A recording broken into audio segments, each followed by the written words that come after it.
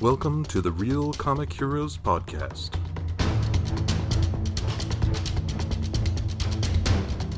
Your adventure into the world of comic book movies starts here. Greetings, citizens, and welcome to another adventure of the Real Comic Heroes Podcast. I'm Travis. And I'm Patrick. And it is time to go back to Jurassic Park. I know. I said nothing in heaven or on earth could get me back, but Travis dragged me back in with the promise of millions of dollars. So That's right. Yeah. Only to find out he bamboozled me. Oh, you have to pay. Yeah. Yeah. Oh man. Yeah. Jurassic Park 3. Yeah. Forgot all about this movie. Okay.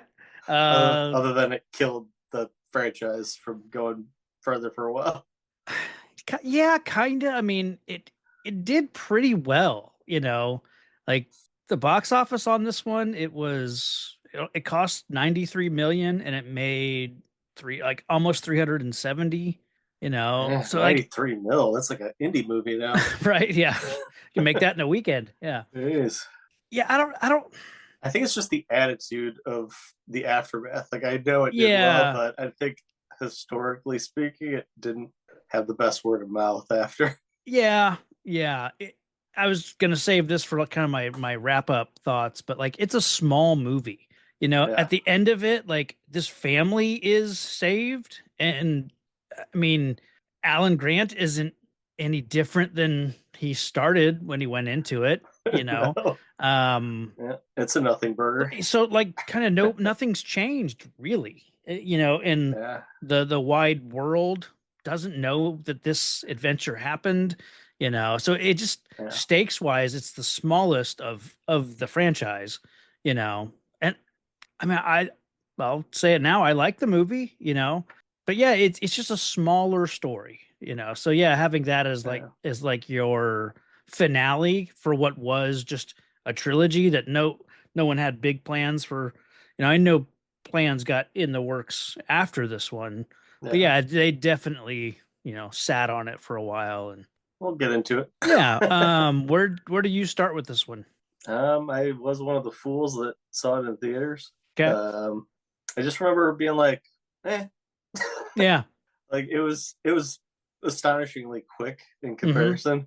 Like it went flying by. Yeah, you're in and out of there in like 92 minutes. So I remember thinking it felt like how sequels used to be when it was straight to video. Yeah, I thought the effects weren't as good as the first one. Okay. Specifically, like I think they got hurt by a lot of the daytime and close-up shots. Okay. Because I don't think CG was ready for it to be that close up and that much light. And and it was like, hey, Dr. Grant is easily bought to go to this park again. Yeah. Like, I was like, okay, we're rolling back the greatest hits. And then I never really liked the whole him and Laura Dern's character. I kind of thought that was a bummer that they weren't together. Yeah. And that she was in it for like, she was like Tom Hanks' wife in that Wilson movie with the hell Castaway. Yeah. Like beginning and then end, and that was it. Yeah. I don't know. It just wasn't. I mean, it wasn't awful. It's just it had the big shoes to fill. We'll put it that way. Yeah. What about you? Kind of the same. I believe I saw it in theater. I must have. I mean, this came out like a month after I graduated. So I would think that summer, I think I definitely would have gone to see this. May have gone with Amanda. I can't remember. I don't even remember like going to the theater to see this one, but I think I must have. I don't think I sat on this one and waited till a DVD release. But then bought I think I owned this one on DVD as the box set of all three movies on DVD that I probably released that Christmas, and then I would have watched it, at home, a few times over the years. And like I've recently watched this one in a full franchise rewatch I did last year. Yeah, it's one that I've revisited, every couple years I make my way back to this one, and like I said, I enjoy it. I've never had a bad time with this one, but it's probably, I don't know where I would rank it with now with all 6 of them, which I know is about to be. There's about to be a 7th one that nobody asked for. Yeah. Yeah. I was like, wait, there's another one? Yeah. I have not watched the trailer for it, so I don't know anything about it other than some of the cast, but I saw it because it popped up in my YouTube algorithm because I watched this on YouTube. Oh, okay. So it Gotcha. played the trailer for. Always be plugging. Yeah. So I was like, oh, okay. Well, awesome. Yeah. There's another movie I don't want to see. Grumpy old man over here. Yep. Well, speaking of grumpy old men, Spielberg didn't want to come back to this one. He didn't want to do another Jurassic Park. He said the idea of coming back to this gave him a headache. And he had, like, Joe Johnston had come to Spielberg after the first one and said, if you do a sequel, I want to, please let me do the sequel. And then Spielberg had said, well, we are going to do another one, and I do want to do the second one, but I'll let you know, past that. So, they, true to his word, Joe Johnston was picked to do this one. Spielberg stayed on as a producer and was even there on set, from time to time, but he was working on pre-production and production on AI. Oh, so he took that over from Kubrick. Kubrick, right? Yeah. I just watched AI this week. I've been going through all of Spielberg's, list, and filling in all the gaps that I had never seen. So that was one of them. So it's definitely the bottom of the list so far, I think. I didn't know 1941 was also really bad. So but I'd have to go back. I haven't seen that in a while. Yep. So we got off-brand Jurassic Park. Yeah. There were a bunch of story ideas for this one. Like Spielberg even wanted Grant. He wanted Alan Grant to, like, we catch up with him and he's living on this island, like a hermit kind of thing, I think. Like he's just removed himself from society and he decides that he's going to live with the dinosaurs on this island, and when Joe Johnston came around and they started getting writers involved, they were like, this guy, hated the first experience of being on that island. Why would he want to live there? So, and he wasn't even on this island. Right. Yeah.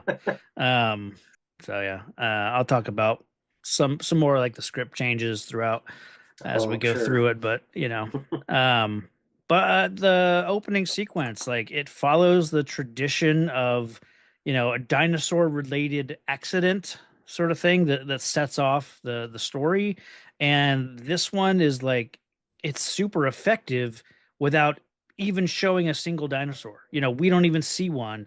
But through fog and through, just quick cuts, like we get the impression of like something happened to these guys on the boat, that are dragging this, parasailing sort of thing. This, not father and son, but so what, stepdad and son? Yeah, basically, yeah. Boyfriend and son, yeah. Oh, okay. Yeah, I didn't. And it's funny watching it. Like they know something's wrong. They see that the boat's about to hit these rocks, and like after thinking about it, like that would have been the better outcome. Like, because why are you cutting yourself loose? Right, the boat hits the rocks, it runs aground. You'll fall in the water, and then you just swim to the boat, and maybe there's a radio there. Like, yeah, that's the thing. I don't know what got the boat, because the pterodons. Okay, because I thought they were stuck in the cage until the end when they left the door open. Oh, you know what? Yeah. And then I was like, is there a water dinosaur there, like in the future iterations? I guess I always assumed it was pterodons, but yeah, at this point they showed that they were still in the cage. I guess it could have been the Spinosaurus. I'm not sure. Oh, well, I don't know. But this is the this shot of them in the parasail is what let me know right away this was not your dad's Jurassic Park. It's not great, no, green screen. It's definitely a fan off to the side and a green screen. Yeah. It's like when we watched Monkey Bone and they have that and sort of, hot air balloon action spectacular. And they're just, they're just shooting them against a green screen for some reason. The far out shots are fine. It's just the close-ups. Yeah. This movie's like a disaster of close-ups. Like anytime there's a close-up, I immediately am like, ugh. But anywho, the dinosaur. Good one, guys. That's a clever, tourist thing if I've ever seen one. But then they have to hide themselves. Like they clearly are like avoiding detection. So why would you advertise your? That makes zero sense. Yeah, the the boyfriend and son. I just wanted to note because like the guy playing Ben Hildebrand is I think his name is Mark Herelick, and like I know him as Milos from that episode of Seinfeld where he's like he's trying to be a tennis pro or something like that. But he's like a TV guy, like he's been in so many things.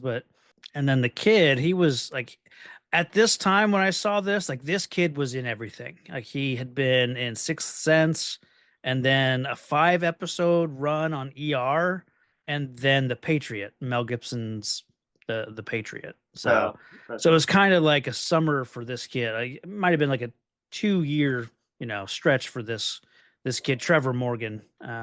So I just feel like I was seeing him everywhere. As I call him, Baby Bear Grylls. Yeah. I was like, 8 weeks, no flipping way. Not a chance, but sure. Yeah. So they get cut off, and we don't know what happens to them initially, but then it transitions to Alan playing with his kid with dinosaurs, and like you said, like you find out pretty quick, like, oh, these two aren't together anymore. Yeah. And he's gotten better with kids a little bit. He's not cutting the kid's stomach open with the raptor claw. Right. I mean, he's still awkward, but Yeah. Baby steps. But random foreign relations guy, whatever it is. He works for the State Department, and that'll. He's got like 8 lines in this. Yeah. If that. Yeah. And kind of like you mentioned about like it sucks that these two aren't together. Yeah. And from what I can tell, just looking through the IMDb or the Wikipedia for this, Joe Johnston said that he split them up because he said, I didn't want to see them as a couple anymore.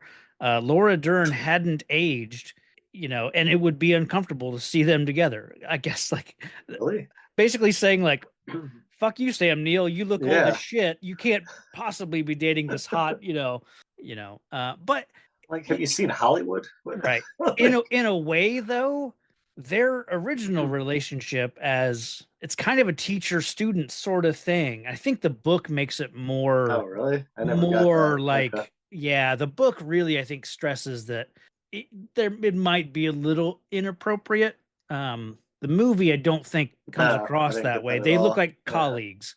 Yeah. I think it's been so long since I read the book, but I'm pretty sure it's kind of that kind of relationship. Like she was his student, So like maybe if he's kind of coming at it from that angle, okay. But I guess he just didn't like the two of them, or didn't, I don't know. But that was like most of the fun of the first movie. This kind of bums out the end of the first movie when he's like holding the kids and she's looking at him like, okay, so you think it's gonna he's learned and whatnot, but yeah, and it's kind of like one of the many bait and switches in this movie, because you see them together and you think, oh cool, they're together. Oh no, it's this other guy that she's with and it's their kids, So. There's a lot of that. Yeah. I do like this part where he's doing the lecture. Yes. It's got, obviously the joke of putting your hands up when they question. But the part I really liked was his rebuttal about what they did on that island was a genetic monster. Basically, it wasn't a dinosaur. Right. Yeah. which I never really thought that much about. Mm-hmm. That he's more interested in what dinosaurs truly were as opposed to Yeah. the frog DNA version that Right. got created here. Yeah. So I just thought that was a cool point. Yeah. That he brought up. It's like his audience now, though, they want dinosaurs. You know what I mean? Like they don't care that what he's. Well, crap! Didn't the last movie have them like wreaking havoc in San Diego? Yeah. Forgot about that. Yeah. Mm-hmm.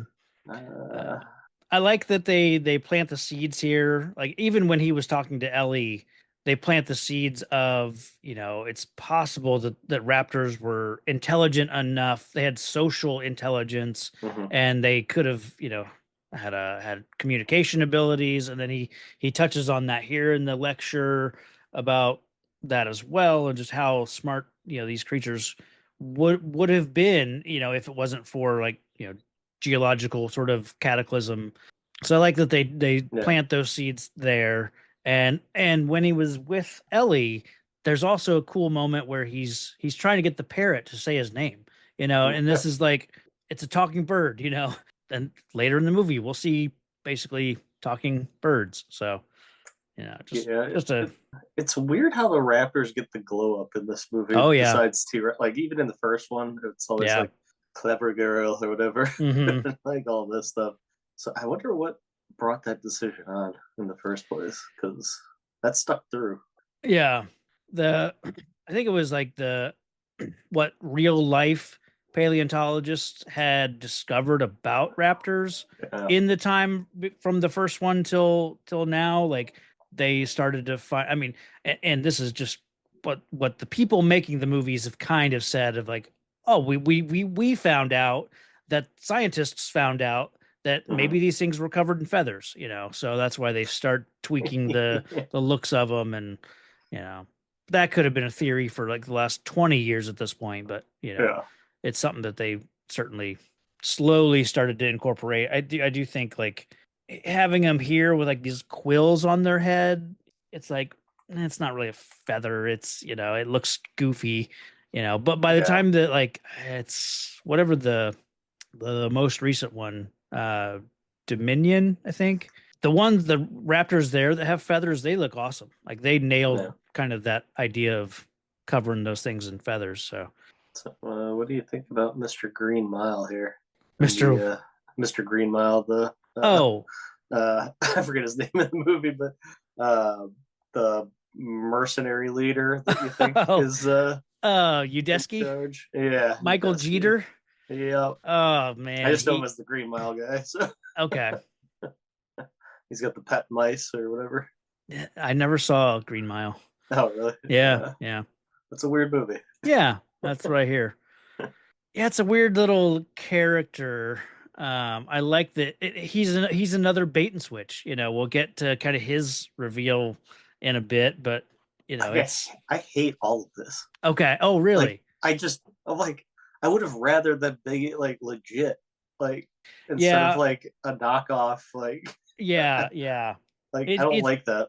Okay, that's fair. Like because like this movie speeds along, but then we have this little segment with these mercenaries that does feel like, do we need this? Because with a line like what Grant says, no force on heaven and earth could get me back to that island. It's like I kind of just want cut to the island in a bagged and bound and gagged Grant is being taken out of a trunk of a taken off a plane, like. And I hate that it's a check that gets him back there again. Like yeah no force except for a pen to a check. Yeah. Like he if they had mercenaries, they should have been there kidnapping the doc. Yeah. Like I thought it was going to get dark. I don't disagree with and it was a waste of time. They're barely in the movie. Right. There are means to an end. Like we just need some fodder to people to get us there, I guess. But and then a slight presence of like, oh, these guys are in charge. They know what to do, and then instantly they get their asses handed to them, and they realize none of these people know what they're doing at all. But this whole section just makes me mad because even the parents are fakes, and like I do like how they play it, because when they go to I like William H. Macy, of course, and I like the way he shows up, and he's kind of almost sleazy car salesman vibe. He's just trying to win these guys over, the and mustache then is doing a lot of the heavy lifting on that. That's right. I'm just saying, like, the internet was around. This guy, yeah. Like, how are you just gonna trust some random dude that's obviously got just a regular checkbook? Sure, like, it's not like anything fancy. yeah. Well, why are you even taking a personal check? Like, I don't know. But like, if you think about it, like, Alan's not gonna go to a computer and look these guys up, and I kind of think Billy would. Billy's in on it, though, kind of, because when he shows up, Paul Kirby, he says, he introduces himself to Alan, and he says, "Hey, Billy." Yeah. And then if you watch Billy when they're at the dinner or whatever, like, Billy's in, like, he wants to go. I don't think Billy is gonna, he didn't care who this guy is. If it gets him to that island, he's gonna go. So it's he's kind of being played from both sides, really. And I don't get his motivation that he wants to steal an egg. Well, that's that not he what even know takes. about. That's not what takes him to the island. It's like the adventure. Yeah, he wants the adventure. He idolizes Grant, and so he's like, "Man, you guys had an adventure a couple years ago. I want that. I'm following in your footsteps. I need that sort of experience." I think that's all it is. And Grant says it later, like, there are astronomers and there are astronauts, and Billy's an astronaut. So he's the first part of that word. I don't. It's like every character in this movie, I just could care less about. Sure. Yeah. Like, yeah. I just hate that they're all fakes. every single one. Everyone's and playing it's a con. We're here to get our kid. Like, what? Yeah. Like. I wondered about that. Like, and Tea Leoni is she's good at the bad acting of being this rich, because when she chimes in about when they allow commercial flights to the moon, we're on the first flight. She says that, and it's kind of something that it feels very rehearsed. And then as soon as she says it, she like looks down at her hands. Like, you can tell she's uncomfortable. Whereas Paul is a little more like, I'm a salesman anyway, so I can kind of play this character. So he's good at lying and, all this stuff. It doesn't come, I think, as naturally to her. So I like that about the two of them, but it also is like, once you find out that their kid's been missing for 8 weeks, it's like, could you put on a performance like this, or would you just come to Grant and say, please help us? The government won't help us, Yeah, so I don't know. Yeah, the whole premise is just I don't get it. Yeah, like, why is that the reason for going back to Jurassic Park? We got to do better than my kid got lost on a freaking parasailing adventure. Yeah, like, it's just like you said, it's small stakes, but man, the stupid stakes. I guess there was a script before this one that they had. It was the script that they were going to start filming, and then 5 weeks before they were set to start shooting, they threw out the script, and Joe Johnston had a couple other people come in, but that script involved two planes, two planes full of families, like these kind of smaller planes, probably wealthy families. The first plane had all the kids were on the first plane, and then all the adults were on the second one, and then I think the kids' plane crashed, and I don't know if the adult. That's all he kind of said, and then he said that we scrapped it and kind of started fresh. So I don't know if it would have been a more kid-centric story or what, but that was, I guess, one direction they were thinking about going. So, but luckily we missed that. So, man. But hey, we got a cool whistle. Yeah. Oh, the raptor flute. Yeah. The most aggravating part of this movie. Sure. Yeah. Outside of Tea Leoni screaming. Oh. Which is a lot. Yeah, this stupid thing. Yeah. I don't know how I feel about the raptor flute. Yeah. It's just so asinine. It's yeah. Like I get the idea of it. Like, hey, we found this void in the skull, so we can recreate that. But the idea of just like, oh, if I just blow on it, it'll sound like a raptor. Like, I don't think that's how, I don't think so.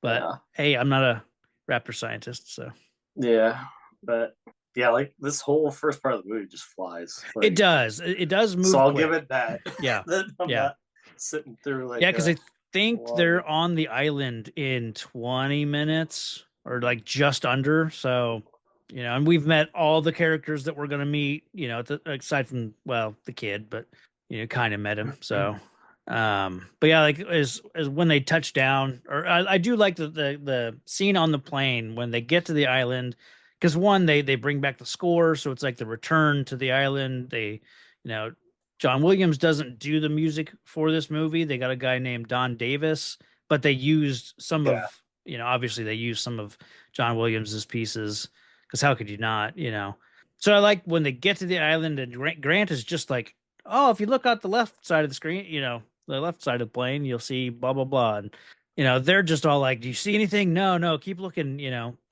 and he's just kind of like, well, there is stuff to see. I don't understand, and then obviously it's like, they bring up the like, oh, we're gonna aim for this landing strip, and then that's when Grant freaks out, and I like this, I like his freak out, and then it leads to Kirby starts to have to like, oh, I can explain, and then Cooper just, I guess, cold cocks, Grant and knocks him out. So we're gonna just skip over the dream sequence. We can talk about a dream sequence. Oh my god. I completely forgot about it. Sure. And I was like, it's fun. No. It makes zero sense. It's weird. It is weird. Yeah. It is so out of place. Yeah, it kind of is. But like a little Muppet raptor saying, Alan. Like, I'm Alan. Oh god. I was like that took I remember in the theater everyone going, what the yeah, that I forgot, but now after seeing it I'm like, oh my god, I totally forgot about this horrible weird piece of filmmaking. But anywho, oh man, was that rough. Yeah. Yikes. But I didn't even like the dinosaurs in the where he's pointing them out. It looked weird. Like it almost felt like Titanic when they had the fake people walking on the ship from up above. Oh, okay. Like it looked like janky and like almost like a leftover like asset they just reused or something. Huh. I don't know. Like it looked weird. Yeah. Maybe it's the angle they used. I don't know. Something was.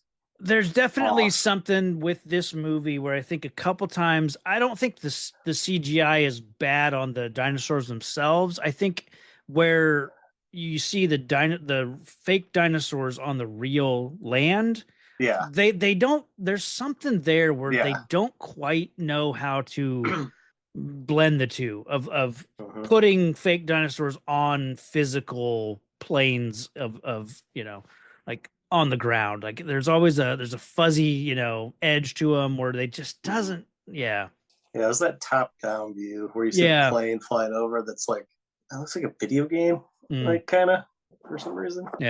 But they get a lot of that weird in this. Like I don't like in the first one I felt like something big was coming, but in this one I don't get that same like visceral like shake almost.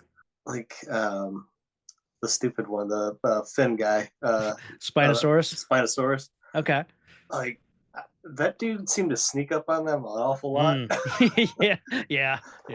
And but it's like the phone that gives him away. The whole franchise is kind of guilty of that because you got the in the first one, the T-Rex is in the building with them, for that raptor fight. Like you know what I mean? Like dinosaurs sneaking up on people is kind of that I'll give it because they're running from the raptors. So there's other stuff going on. Yeah. This movie, it's like they're just hugging at a fence and then you hear the phone ring and it's the dinosaur. Yeah. Like standing there like but this Spinosaurus, man, it's a predator, and from like the one of the big reasons they picked it for this movie was kind of like, well, we've done the T-Rex now. We've shown that the T-Rex, like, it's everyone's favorite. It's the king of the kingdom or whatever. But in reality, like, there's a bigger dinosaur. There's several bigger dinosaurs than the T-Rex. And from what a lot of people have kind of found out, that T-Rex was probably more of a scavenger. This guy was like a true predator. So it would more than just a lumbering T-Rex. The predator is going to hunt and have stealth more than the T-Rex might. So the look of it made me think it was a scavenger because of the pointy little bill kind of thing. Yeah. Like, that didn't look like it could have snapped the neck of a T-Rex. Oh, like, I don't know, man. That's that thing's so skinny. It's like needle nose pliers compared to like to me it looks more. It's totally different sizes. Yeah, it's more like a crocodile though, and those, like, the American alligator has like one of the strongest jaws in in the animal kingdom. So, like, I buy that. Yeah, I think it's just because of how thick the T-Rex is. Sure. Yeah. Like, it doesn't seem like it, but yeah. Anyway, so yeah, they all land and then escape off the island pretty easily. That's right. End of the movie. Yeah. I really like the plane sequence because it starts as this, like, hey, we got to get back on the plane. We got to get back in the air. And then they quickly crash. I love that sequence where, they're getting down the runway and they're like, where's Cooper? He can take care of himself. And then he comes running and screaming out of the jungle. And he's, we've only seen him like twice now, but we're meant to believe like he's probably the most badass of the group. And he's now crying and like, please stop, So I like that. Unfortunately, the dinosaur looks awful in the sunlight in this shot. And the plane, like, there's in some shots he looks great, and some it's not the best. I don't think it was as bad when I saw it originally. I think now it stands out more. Because stuff's gotten better. They melded things a little better now. They built a practical, full size Spinosaurus for this, from like the knees up, they said. And but like full length is like 60 feet or like 60 feet long. They said it weighed like 13 tons. And it had like 1,000 horsepower, like, engine kind of like, and so it was powerful. Like, they had to be really careful with what this thing could do. And later, when they get to the T-Rex fight, this machine, Spinosaurus, ripped the head off of the T-Rex machine, just in that fight. When it bites its neck, it just ripped the head off. And it wasn't like, it's like, oops, that wasn't the intention. So, I don't know. There's something about that dinosaur I just don't like. I don't know if it's the sail fin on it or what it is. I like it. I dig it. I don't know. I think it's like skinny, so that's what throws me off. Yeah. But anyway. But yeah, I did some, looking up the Spinosaurus, and it is like the biggest carnivore ever on this planet.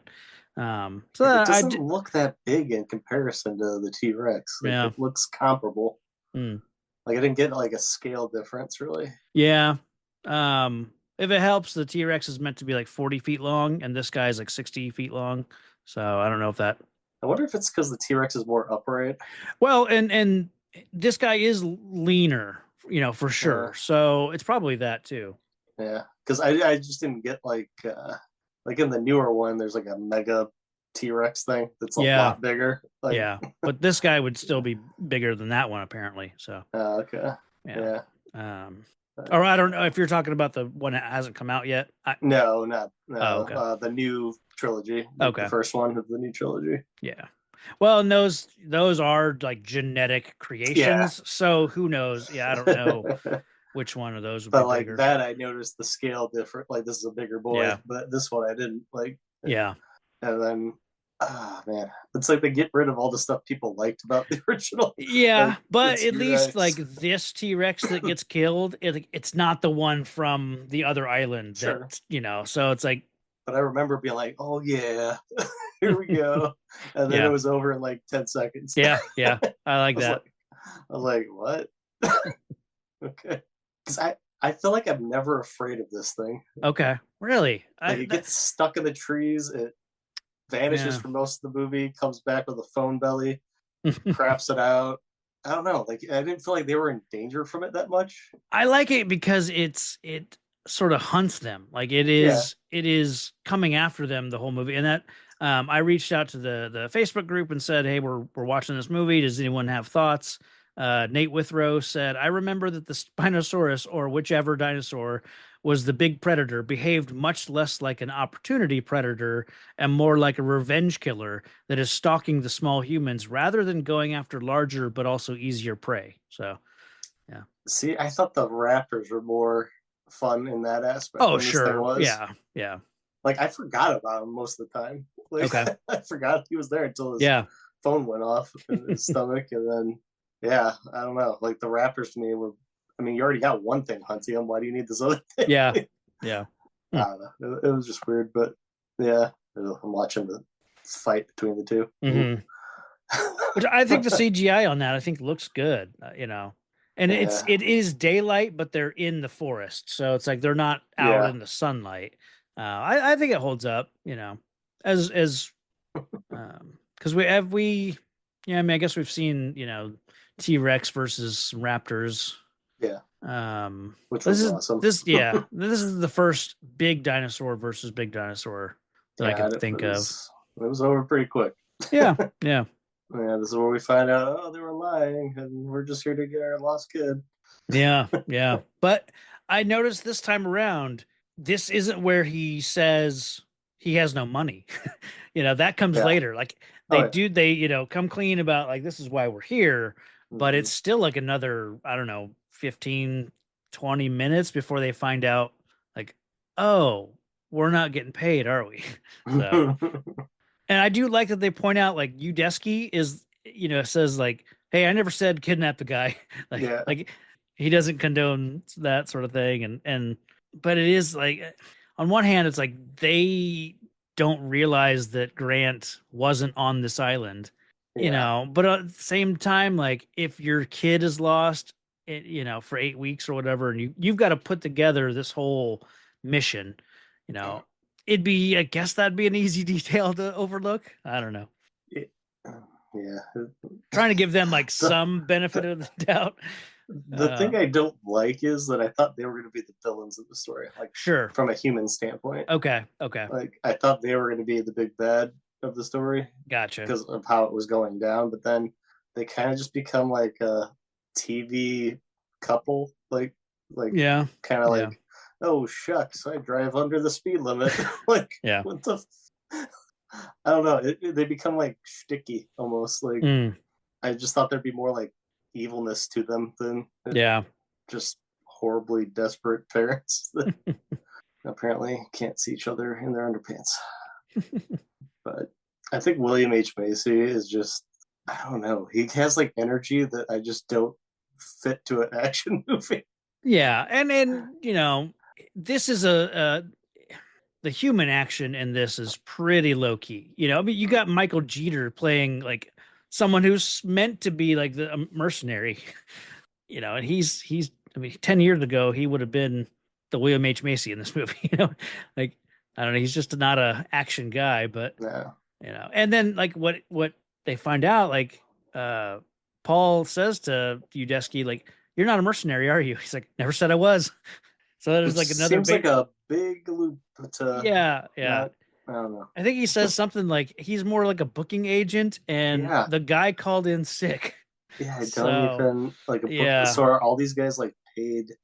I think actors? Cooper and Nash were like the real deal, but Okay. and now you're just stuck with like a guy who doesn't kind of knows what he's doing ish, and then the Kirbys and and then Grant and Billy. I will give him credit. He can take out the batteries of a flashlight and somehow make that work on a camera. Sure. Yeah. I thought the stupidest thing ever. So I'll just assume he's part MacGyver and had some wires to kind of hook into that 1990s camera. Yeah, he's a tech geek, He's got pouches and pockets. So, it's it's kind of weird because like Billy has cameras on him, like, or at least a camera. It's conceivable that they would use the same kind of battery, so like why not use that? Like what? Yeah, unless his aren't digital, but I don't know. I never really looked at it that closely. Yeah, but I like how the camera survived, but the boyfriend is like he's jerky. Rod. Yeah. Like, how did whatever got him did that camera? I want to talk about the idea here, because when we see the footage on this camera, like I like it because it's like, oh, it's signs of life. Like they find the life preserver, they find the camera, obviously, and they get to watch like, okay, Eric, like he made it to the island, he made it to the ground, right? So we know at some point he was on the ground alive. But then when you think about it, Paul never makes it off of this out of this tree. And so sometime between the point where Eric says, "Oh, the camera's still on," they turn it off.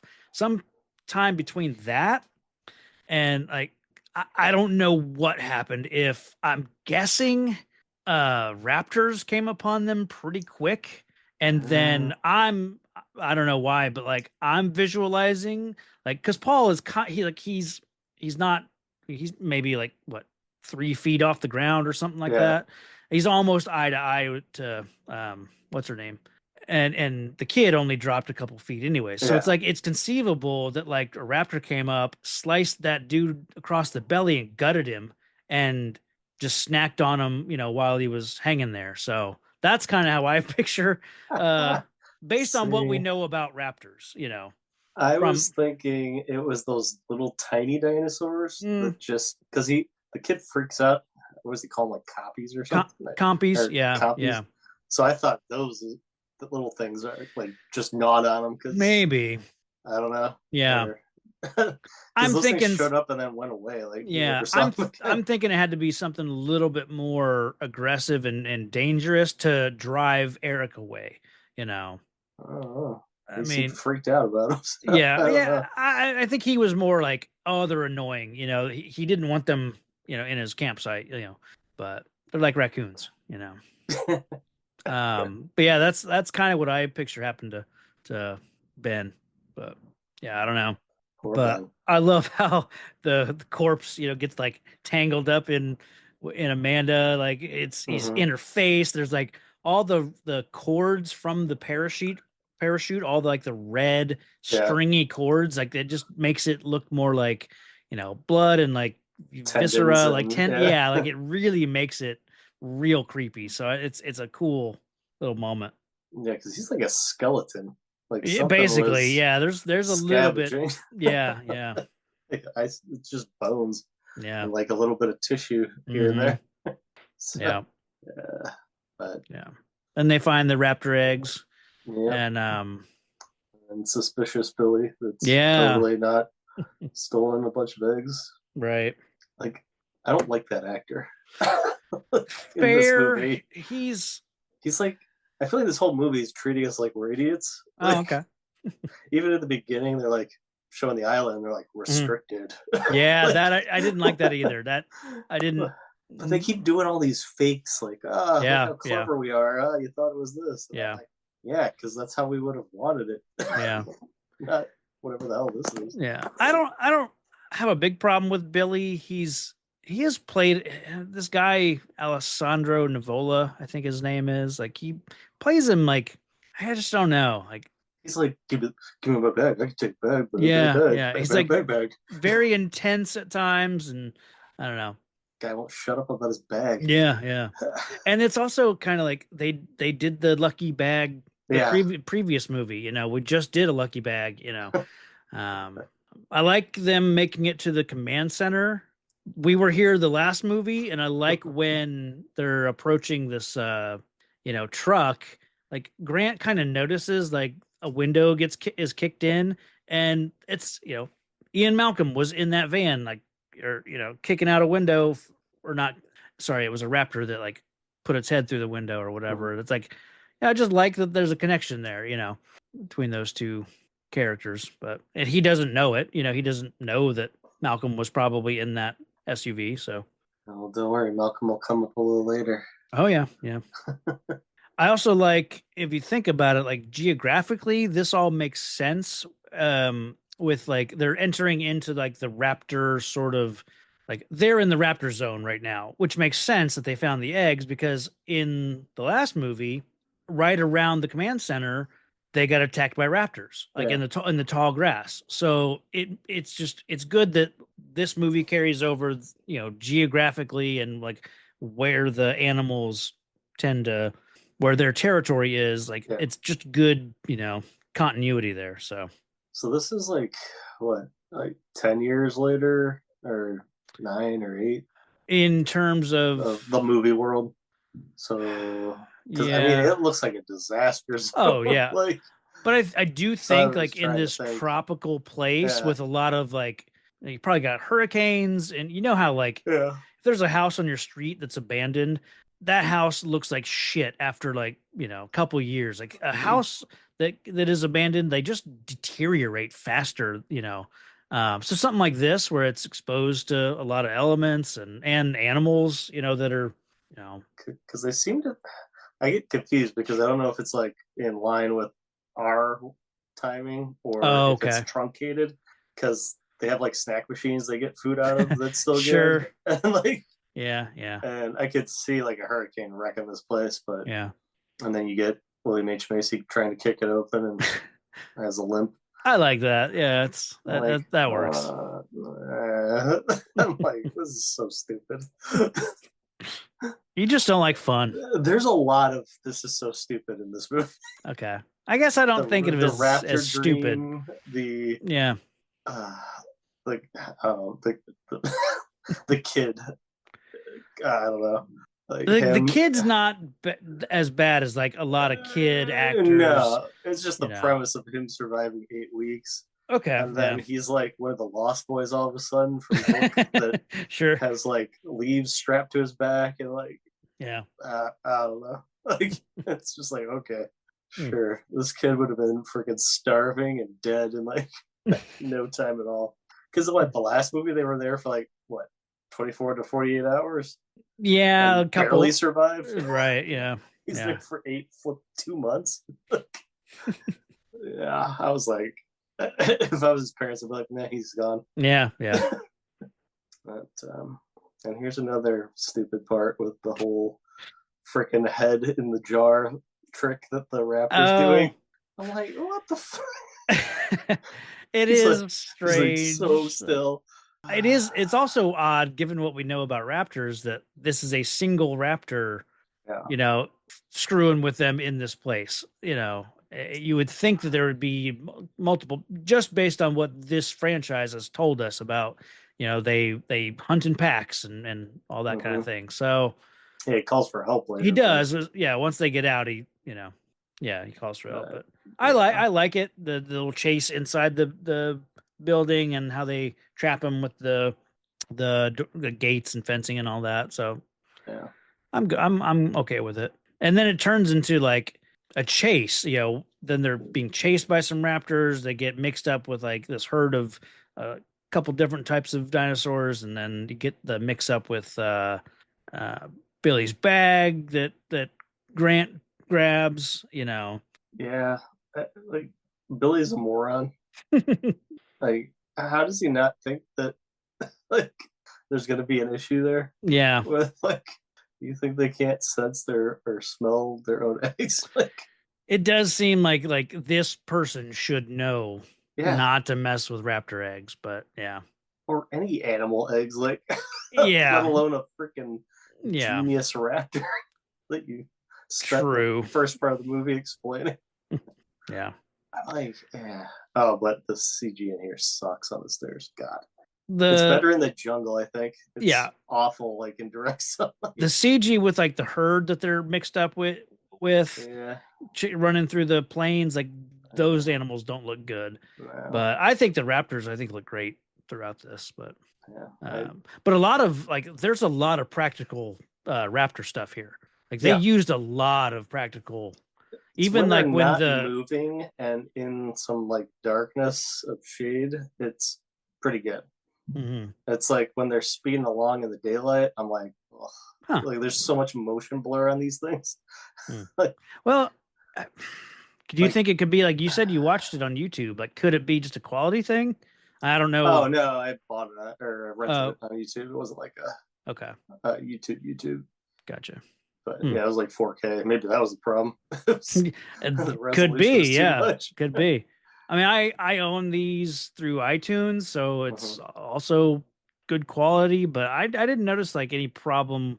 It was mainly in that chase scene. It was just like it was like I was watching blurs of color, like as they went by, and I was like, and they are meant to be like fast, so maybe it just I don't know, but I do like this whole raptor sequence once they're in the jungle and they realize that they set a trap with this guy, and like the whole thing where it walks up behind Udesky and like steps on his back and puts its claw into his back. That's all practical. They show in the behind the scenes stuff, they show a guy, wearing raptor legs, and he walks around and does that.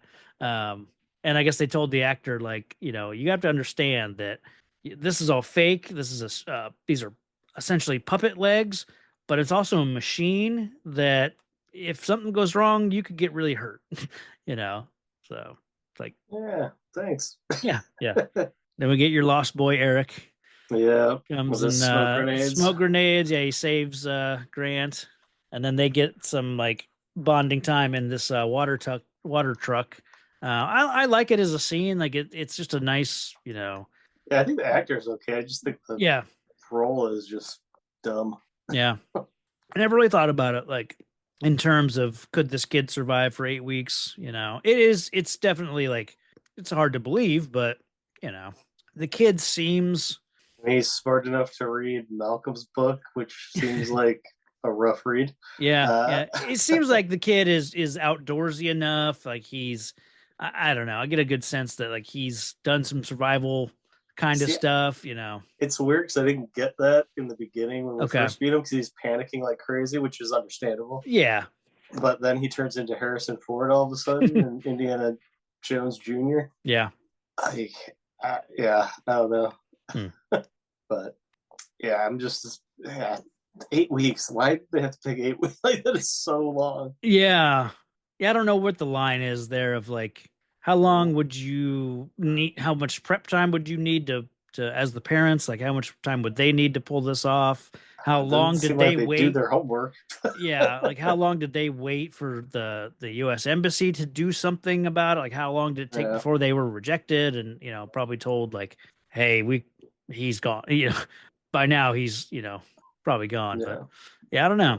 At least he's got Crunch Bars that aren't obviously a sponsor of this. Right. But yeah, he's got his little bunker with every like conceivable gadget and TXP. Yeah, he's somewhat well stocked. Yeah. That's a fun bit, I think. Just like why does it's not a mystery. He saw a dinosaur take a pee and right. Yeah. went and filled it up. Like, it's not like he was at its dong filling it up or something. The way he alludes to it. Yeah, the you don't want to know thing is like, why be mysterious? I was like, what did you do? Yeah, that makes it sound worse, kid. Yeah, it's like wow, okay. And it's also like it's. I think the writers are like they're kind of taking a risk of putting Alan Grant with a kid again. Yeah. It's the same movie again. Yeah, but like this time at least like he's not bitching about it, Yeah. There's no like he sees this kid as like, hey, we're well, I did save him. Yeah, like he has a lot of respect for this kid for just being alive. Yeah. And saving his ass from the raptors. So that's Yeah, for a second I was like I didn't realize it was a water truck. Because it had all that crap in it. Like, like a mobile laboratory was in there for some reason. Right. So that's weird. Okay. Yeah. But anyway. I only know it's a water truck because he later says, like, to his mom, like, hey, I've been living in a water truck for a couple weeks. Like, I'll be okay. Yeah. Oh, in that part. Gotcha. Yeah. Maybe I just didn't hear what you said. But, they're all hanging in a tree, just like the first movie. Yeah. There's a little bit of, like, sameness, Yeah. And super plastic leaves, apparently. I don't know why, but Billy sometimes looked like Dane Cook to me, like randomly. A little I bit, kept yeah. thinking Dane Cook was in this movie. I do like that we get an Amanda and Paul scene, and they're not horrible to each other. Like she gives him a little shit for like, you drive 5 miles under the speed limit. Like if Eric was with you, he'd be safe. So there's a little like attitude there of like, because he comes out and says like, I don't blame you for this. This isn't your fault.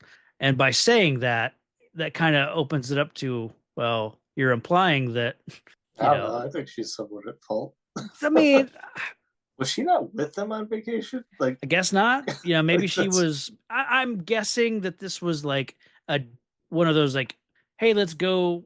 They may have all been in Costa Rica together, okay. and then those two were like, hey, we're gonna go do this thing, a little day adventure kind of thing, a little excursion. That's the vibe I got. So she may have been with them, but not, on that sort of day out. But yeah, I like that they're not just constantly at each other's throats. Like I don't dislike the two of them in this movie. So I was surprised at how quickly everyone reunited. yeah, they really hammer home like the whole like we got to get to the coast, because you have both camps of people. You got Grant and Eric saying like, oh, we're gonna head to the coast, and then the kids like, are you sure? The big one, he hangs out near the coast, and then you cut to the other camp, and they're like, yay, we're going to the coast. If and they're like, we're not gonna look for Grant, and Billy says, if he's alive, he's gonna head to the coast because we all know, But it's at the same time, it's like you're on an island. Which coast are you going to? Are you? Did you say, hey, we're heading north, or we're definitely heading to the east coast, the west coast? Like Yeah, they don't really say it. The coast is all they ever say. It's like, yeah, sure. Once you make it to the coast, you could travel. And I don't know how big this island is, but you might have to walk, 250 miles of coastline, before you find each other. I don't know. Well, what Dusky says, like, I'm going in his direction, so that's the only direction they really have, I guess. Yeah. So whatever that means. But yeah, they I do like the reunited scene. It's sort of the return of the ringtone with he's just standing there like, what's up, bro? I like it. I know you may not, but I like that he's been stalking them, and it's just like I like that he's like, oh, let them have their family moment. Yeah. And then I don't know. Did they get a sponsorship? Whoever made that satellite I tried looking up because it seems like this heavily. ringtone was it seems so familiar. Maybe just because of this movie, but it's like it's not the Nokia ringtone. I do know that because I looked that one up, and it's not. I looked up a couple of them, and it's like it feels like it's a real ringtone that was on everyone's phone in this era, but I couldn't find which like phone made this sound. So I don't know if it's just like similar enough. Like they're obviously playing on that. Like, hey, this one sounds like. But it's also the whole like satellite phone thing is. I get why you would want one on this. In this instance, why the mercenary team but it's like it's Paul's satellite phone. Yeah, that the kid recognized that. Yeah. It's like, why would this hardware store guy have a satellite phone? Yeah. Aren't they in Oklahoma, the most centrally located place in the country? I tried thinking like, oh, maybe they programmed the phone with a recognizable ringtone because like the kid hears it and he's like, oh, it's the jingle from my dad's store. And maybe like, okay, if you were going on this mission, yeah, I might make a jingle that my kid might recognize if he hears it, I guess is the idea. But then he says like, it's my dad's sat phone. Yeah. So it's like, again, so this is just Paul's sat phone. Like, did people safe. Yeah. Did people just own satellite phones in this era? I've only ever seen them in, hey, I've seen them on Lost, or places where it's like we're on a mission, or like outdoors people use it nowadays. I don't know if it was back then. Like if you're going like off the grid, kind of like exploring, there's like satellite phones, like Garmin. Okay. But I don't know if they had them back then that were easily accessible to hardware shop owners or whatever. Yeah. The eggs. I do like. I want to talk about when they get chased by the Spinosaurus. I love how it's just standing there waiting on them, and then they run. They run through the fence, and then it doesn't get them, and it just kind of lumbers away. And you think, okay, we made it through that round, but then it just busts through the fence. I like that this thing is determined. I just really like that. I was surprised it got held back by that door. I thought of that too. Yeah, it busts through this giant fence, but then they can lock the door and keep it out. That looks like it's held together by like bird shit, which we do get to see later. Yeah. Oh yeah. Get a big old whiff of dry bird shit. Yeah. Then we get the Billy and the bag of eggs thing, and yeah, he really hammers home like maybe you should give me the bag, Alan. Give me the bag. And there's almost a tone there when he says it of like, I thought he was gonna kill him. it almost feels like that, and then it almost feels like they could have gone the direction of, I was sent here by InGen to reclaim some of these eggs, and I have to complete my mission. It's like they almost feels like Billy is the bad guy here, but I do like that they don't go with that, and that it ends up just being like he's just overzealous. He just wants to take home a piece of this history, and he does say like we could sell those and we would be funded for 10 years. So I get it, makes sense, like motivation wise, it makes sense.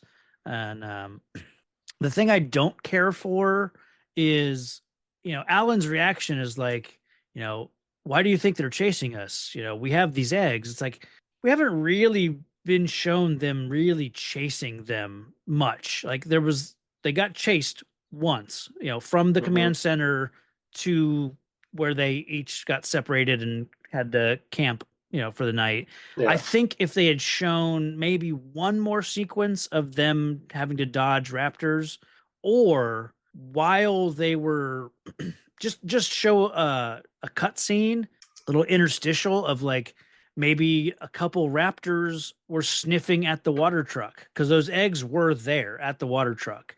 So just show the raptors following their trail. And all it has to be is like a couple raptor feet and then a raptor nose at the ground sniffing at some place that we've seen them, previously. So I think that could have gone a long way of just showing that they are being pursued by raptors, because they cut this thing tight. Yeah, of course. And they wanted not this movie. Yeah, they wanted to make sure and do certain sequences like what they're getting into now of this the birdcage, the aviary sequence that they obviously like this was going to be a big set piece for this movie, and it was originally this is from the original book that got cut out of the first movie. I don't know if they ever like did any production on this sort of sequence for the first movie, but it certainly is from the book. It just never got used for the first movie. But I like, it's good. It's creepy. It's a good little action kind of set piece. So I think it's kind of funny watching them walk on the walkway. With the wings, like they are. It's a goofy funny animal. Yeah, but it is like the first time I think I ever saw them treated as a threat. I think I always just thought of pterodons or pterosaurs, as they're just big birds, there's nothing, scary about them. But then like this movie and then, Jurassic World, like they go out of their way to show those things were a threat, or they're flying dinosaurs. Yeah. So it's sharp teeth. It's not like a duck where it's just like a bill. Yeah. Those things are basically flying raptors. Yeah. But I mean, it's a solid sequence. I like that even the kid, like he gets fucked up by the little ones. Like he's Yeah. not, I mean, they don't, no one's really spared I from. think that's what made me think the little guys got the boyfriend is because of those little guys. Oh, That's probably where that came from. mm-hmm. But we get to do some base jump paragliding. Yeah, I don't. Don't know That how well that would have worked. I don't love that. The idea that they kept this parachute and that he was able to make it functional. I guess it just as long as it. I don't know. I don't know. It's an odd sequence, but it looks cool. Like the lead up to it is really good, where like Alan is kind of he sees Billy and he instantly knows like what are you gonna do? Yeah. Like you're gonna do something, and then they show like he snaps his belt together, and then he runs up another flight of stairs, and then but he keeps looking at Alan. It's almost like I'm gonna do it. It's like I don't know. It's just a weird like.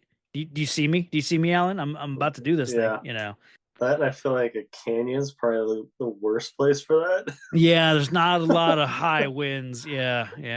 And like if there is wind, it's gonna be not cooperative, probably. Yeah.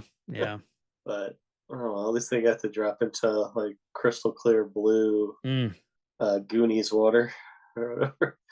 It's immediately what I thought. I was like, oh, it's like water in Goonies. Yeah. It's like so blue. But I did like the cage falling on the pterodon. That's cool. Yeah. I guess in the original draft, like Billy would die here. That I thought he was dead. yeah, and the movie basically makes us think like, yeah, he's dead. They there's a good amount of blood in the water. Yeah. I thought he went out, Hooper style, like or whatever his name was. Or wait, Hooper was the guy that survived. It was Cooper. No. Oh, I'm thinking of Jaws. Like yeah. I got you. Hooper. Yeah, Hooper is Dreyfus. Yeah, he's right. But the other guy, it's just like a Quint, pile of blood. Quint, yeah. He's like the pile of blood in the water. Yeah. That's what I thought of when I saw that. I'm like, oh, he's gone. I really love that, like, they see Billy kind of get dragged away by the couple of pterodons in the water, and then you get this like super up close, pterodon that like comes into focus, and then it turns and looks at Alan and Paul, and the look of this thing, it's like, what, you want some?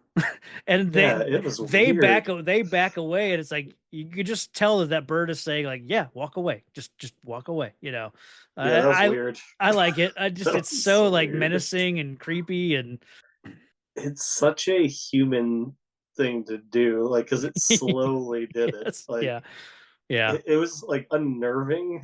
Like I'm like, that doesn't seem right. Like, yeah. I don't know. But at least they know how to close a flipping door. Yeah, well. Whoops. Yeah. Gotta get a better gate latch. Yeah. I thought they were gonna come into play more until it was just a closing sequence. Because they like lingered on the gate not being latched, and I was like, oh, something's coming. Yeah. Nope. No, it's definitely just an insert shot just to set up the again another stupid thing I just didn't like. Like it's like, hey, look at this gate latch, eh? Wonder what's gonna happen. Oh, right. Absolutely nothing. Awesome. Yeah. It does look cool though from like their escape, like the dome. Oh yeah, kind of a cool look. Yeah. And I do like that this is where he gets his MacGyver skills from, using the belt to try to turn the engine. I think that's a thing. I think that is a thing I've seen in other, is he a fisherman or something, or he fishes or something like that? There's a story that he tells about they took a family fishing trip and he got the trailer and the boat sank. But so I think he could do that, but I don't think he's good with trucks and trailers and boats. But I think he's probably a fisherman. I don't know, but I guess he owns like a bathroom remodeling store or something. Hardware, paint and tile, and bathroom remodeling. So maybe he's got some mechanical skills. But yeah, I think with small engines like this, I think that is a thing you can do is use a rope, a belt, anything like that as a pull. Yeah. It's like a lawnmower kind of thing idea. Yeah. The pull start. But yeah, the whole boat thing is also a holdover from the original book. It was a sequence that would have originally been, I think, Alan and maybe the kids would have traveled down the river and then gotten attacked by a stegosaurus, I think was the original idea. But yeah, the boat thing was something that they wanted to incorporate, again for a little while. And there's we get Chekhov's ringtone, the hat trick of the ringtone comes back one more time. And I like that it's in a pile of shit, Yeah, I remember that part. Yeah, yeah. Every time I heard it, I'm like, is it in the shit yet? Yeah. Apparently that's 250 gallons of oatmeal they used for that. And the dinosaur that comes up and sniffs them and, decides not to screw with them, that one looks fake. Like, I think that's a fully CG dinosaur and it doesn't look great. Yeah. Same with the brontosauruses in the daylight. Yeah. For some reason, they come up to the boat, like, with their face. I don't know. It's like a weird shot. Like it is weird POV. because it feels like it's like we pull up from the shore and we see like they're at the shoreline, right? Yeah.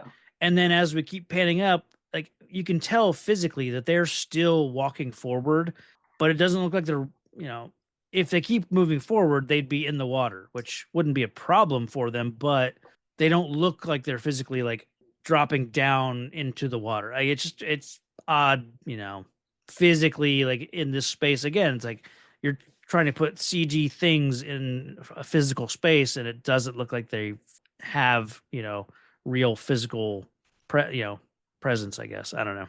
Yeah.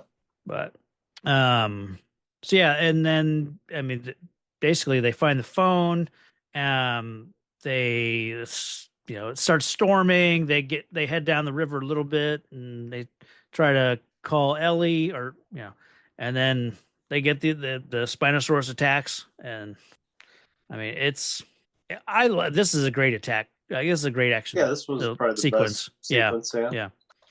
And it's like, again, most of this is the giant Spinosaurus that they built. And like when it's thrashing around in the water, you can really tell that that's a physical thing. Yeah. It's not a miniature. It's not like it's a real physical thing that's in this space. And I think it looks great, especially with all the rain and the water like pouring off of it. Like it really works. So there's a couple CG shots, when it's kind of approaching Paul when he's up on the crane. Like I think it's mostly a CG, but again, like they've nailed the CGI dinosaurs in nighttime rain. Like that's they know how to do that, So yeah, could have done without the Barney section. Yeah, it's a little like the idea of like getting to this phone to make this call, and then the kid, being the one that answers, and the Barney thing. Like I remember it's just another dumb thing they did. Yeah, but it's kind of funny. Like at that time, like, oh, you fucking Barney. Like, of course, this Barney would ruin the day, Yeah, I still don't understand how she knew where to find them from that call. I mean, if she heard Site B, she would instantly know what that is in reference to, and then the river just gives them a kind of a way to, triangulate them, I guess. So, because it's like 8 hours later, 12 hours later. Costa Rica. I don't know where she's living. Oh no, I mean between that call and then. When they get forces showing up. Sure, yeah.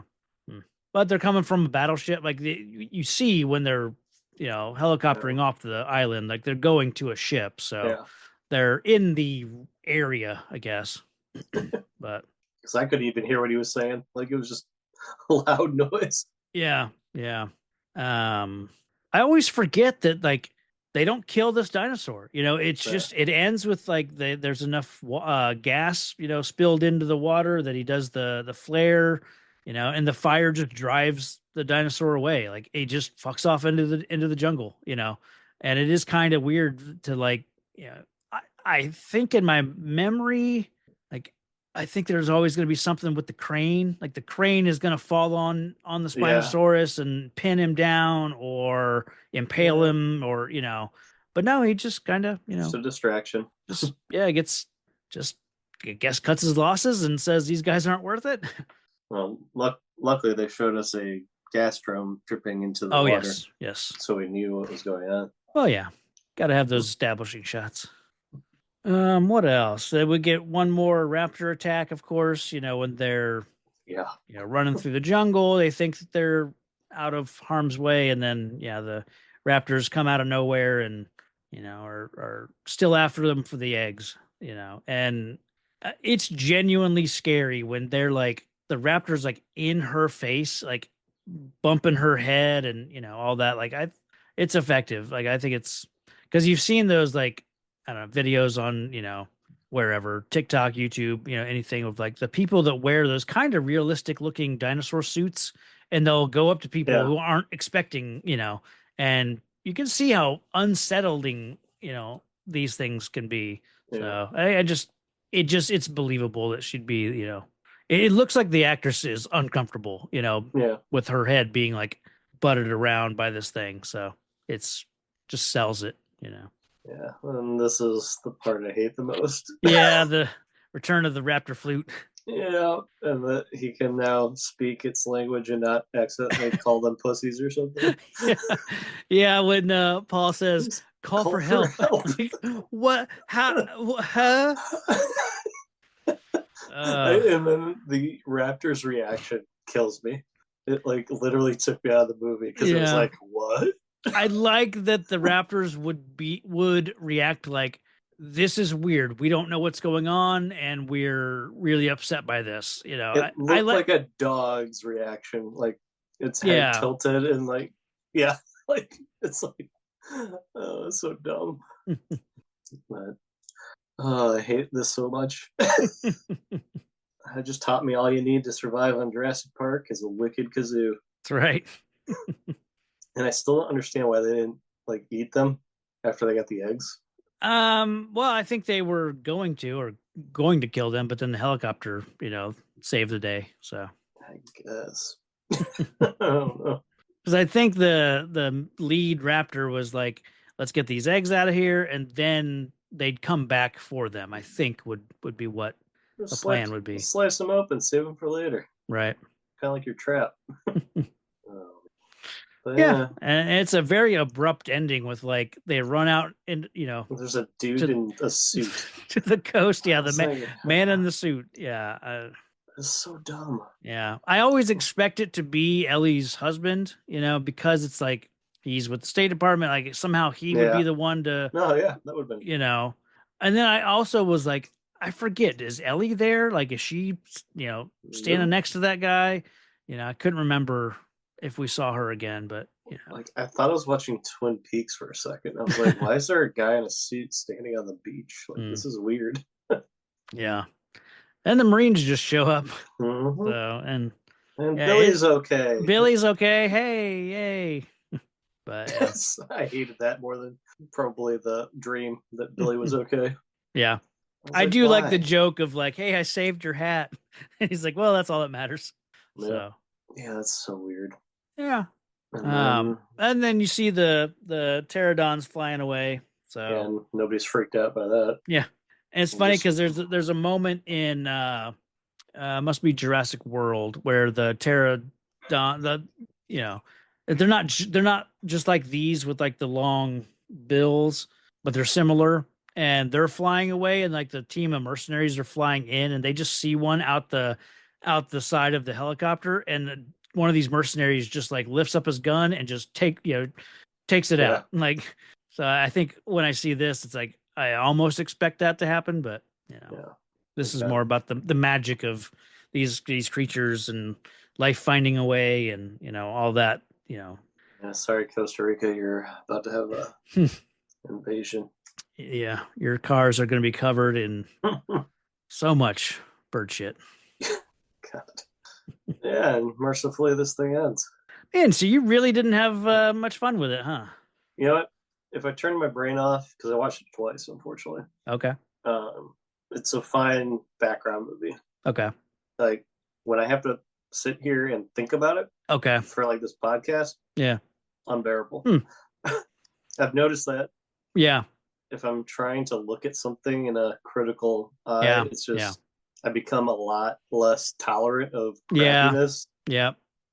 If I was just to like sit there and watch, I remember being disappointed Okay. by it to begin Yeah. with, but I mean, That's it's fine. Yeah. It's nothing to me. Like it's Okay. a weird story. It's Yeah. like crappy effects that don't hold up to like 94, whenever the hell the first one came out. Yeah. 93. Yeah. 93. Yeah. So yeah, I didn't have a big problem with many of the effects. You know, it's noticeable, you know, the practical dinosaurs that they use, it's noticeable. But I mean, it's Stan Winston, like they're good at that, there's some that's like, yeah, that doesn't really look that great. But well, I mean, yeah. I get what you mean though about looking at these things critically. It does sometimes like kind of ruin it. yeah. Like if that's I was just watching it, I'd be like, fine, throw it on the background. I'll do some stuff. sure. I mean, I'll watch some action sequences here and there. Yeah. But like, I didn't care about any of these people. Mm. Like even Dr. Grant, I'm like, he's gonna go back to his trailer and like, Yeah, be all sad for the rest of his life. that is kind of like, yeah, the ending of this is like no one is. I mean, the family is put back together. You know, that's the good part. But yeah, Grant is kind of where he started. They did consider, or like one ending of kind of one of the drafts of this would have ended with kind of taking Spielberg's idea of meeting Grant in the living in the jungle. You know, it would have been him like just walking off into the jungle. Like he was like, no, I'm not. I can't go back with you guys. Like I'm staying here. So I'm glad they did not do that. So, but yeah, so that was JP3. that was JP3. And like I said earlier, I reached out to the Facebook group, and listener Jeff says my memory of this will always be that we had it when I worked at a movie theater in high school. We were supposed to run the movie once after putting the film together on Thursday night, and we would of course invite other people to the theater, but weren't supposed to. After this movie full of flying dinosaurs, when we went out to the lobby after there was a bat flying around inside and we were all freaked out. And he says, so not really about the movie, but there it is. So nice. Yeah. Yeah. See, even the reviews aren't even about the movie. I believe there's a hero in all of us. I just finally know what I have to do. That keeps us honest. I'm here to fight for truth and justice in the American way. Gives us strength. You will give the people of Earth an ideal to strive towards. Makes us noble. And I know in my heart that it's right. What feels like the most heroic thing for you? Yeah, I guess the paragliding base jump thing is supposed to be. That was one that I had because it feels it's stupid as hell. Like, I don't like that it's in here, but it's well done, and like it looks cool when he gears up and he clicks everything into place and then runs up to that edge and jumps off. Like it all looks cool. So I think he's trying to make up for his screw up, right, or something. But the idea of it, like him paragliding around this space, is stupid. Yes. So it's kind of a double-edged sword. Yeah.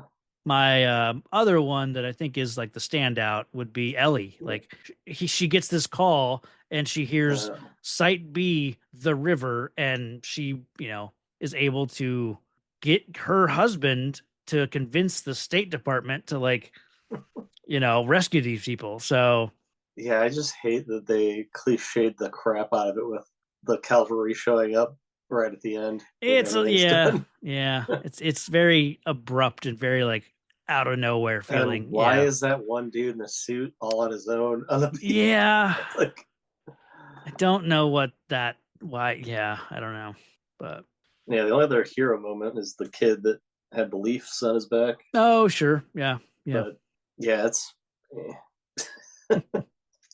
so. This planet, these people, they are nothing to me. You were made to be ruled. The universe is power. You unstoppable power. Come to me, son of Jor-El. Kneel before Zod. And I am that force. I am that power. In the end, you will always kneel. Kneel before your master. The villainous one is hard because we don't have a human villain in any of this. Yeah. You could say it's hard to put villainy on an animal. We've had that a few times in some of our movies. Like, I don't know. I mean, I'm putting it on the parents. They Okay. got how many people killed? Right. Yeah. Okay. And like, didn't pay anybody anything. Like, yeah. I assume they're just going to go to prison in Costa Rica or somewhere. I don't know that anyone finds out, because they get picked up by the U.S. military, so they're going to be brought home.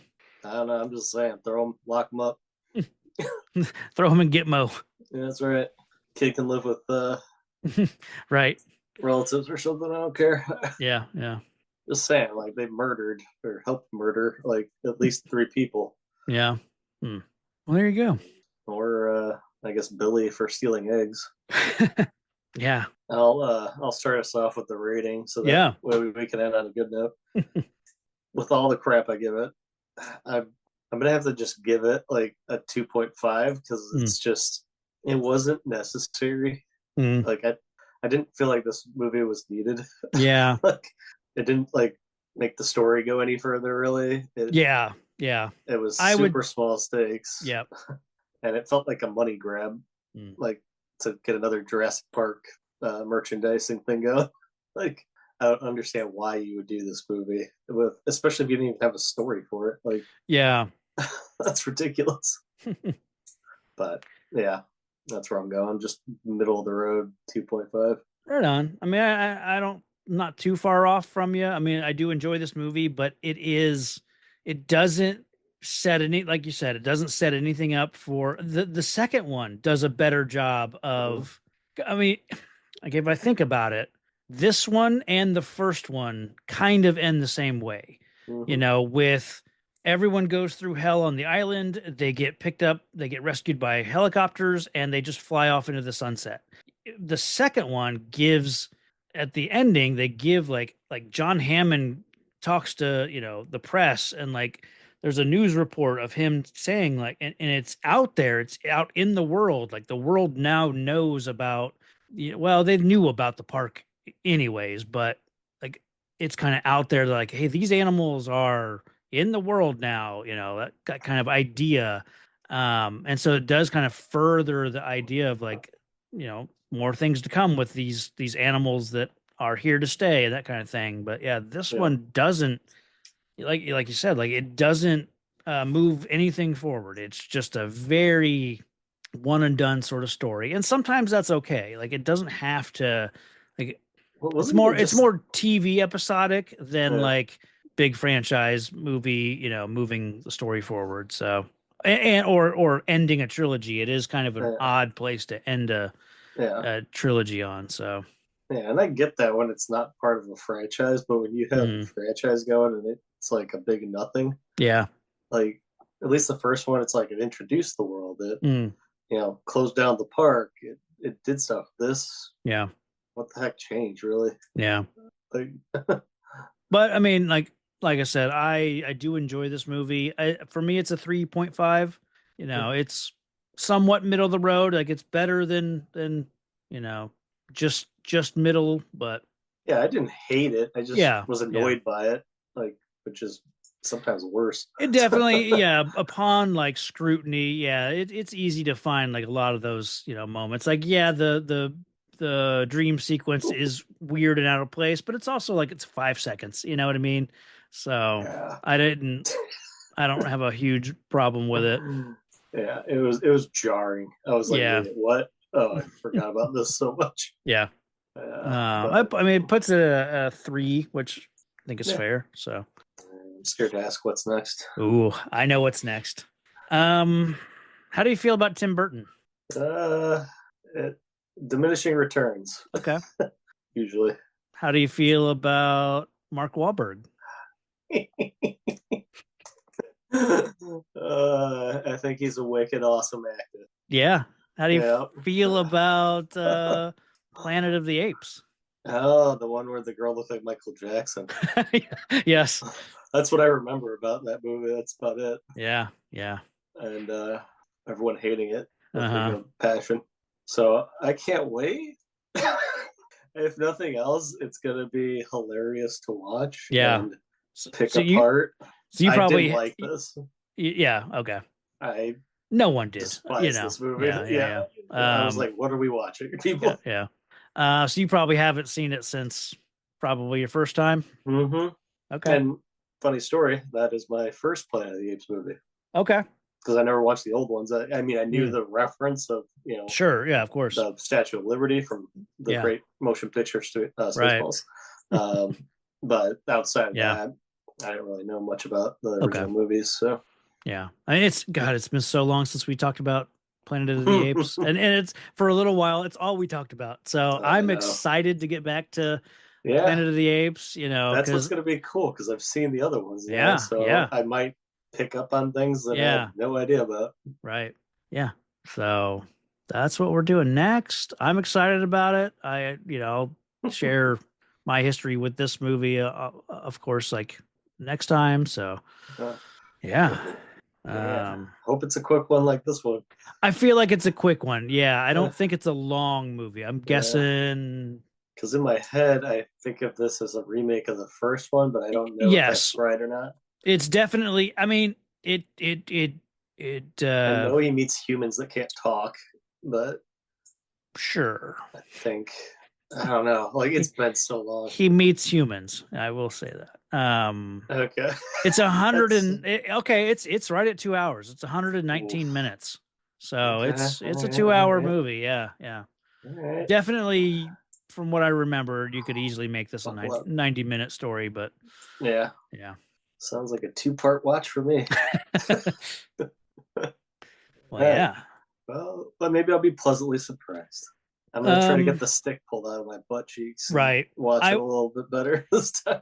From what the takeaways I have from it are like the effects and the costuming and Tim Roth are brilliant. Like all of that is so good.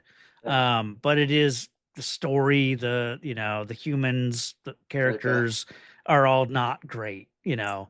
I don't think I have rewatched this in the last couple of years because I hadn't seen it in a long time, but I don't remember having a big problem with Mark Wahlberg. I know tends to be but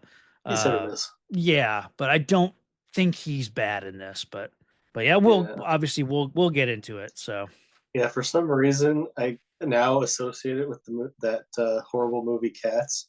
It's like a star-studded event with like heavy effects to people in suits or makeup. So I'm interested to see if I've overblown how bad it is. Because of that movie Cats.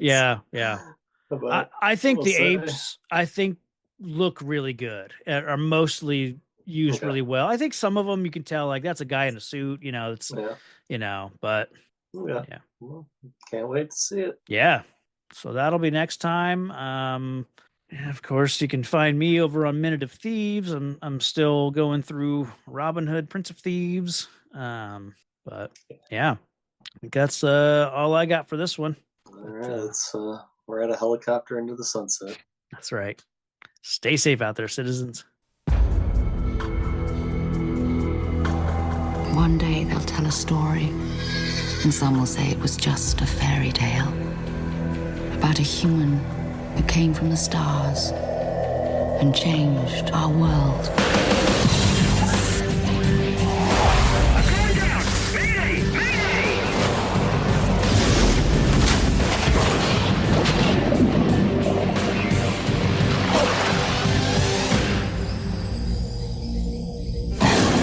In a world where is history. Where am I?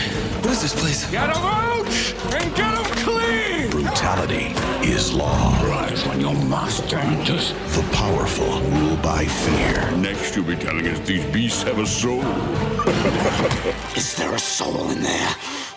It's disgusting the way we treat humans. How the hell did they get like this? What other way would they be? If they see you on the street, they kill you on sight. You stay here, you're already dead. Tribe are you from? United States Air Force, I'm going back to it. Some humans have escaped. Is there another way out of the city? I can show you the way. They travel with apes. Declare martial law. We underestimate this human. Who the hell are they? The story is spreading through the villages. They all want to see this human who defies the apes. Full division! Full battle ready! It's over, there's no help coming. You came. Sound the call to march! Get me the spaceman.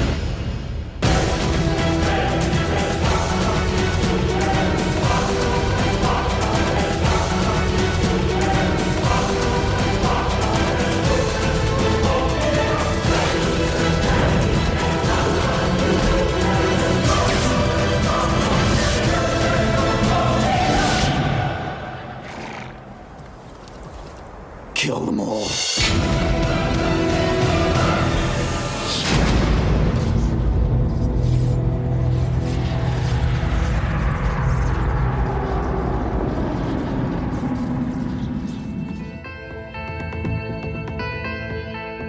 Thanks for listening to the podcast. Find the show on Facebook and Twitter at Real Comic Heroes.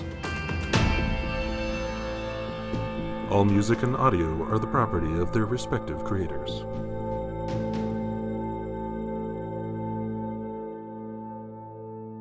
Alan? Right. Alan. God. I'm gonna have a nightmare about that now. Yeah. Ironically.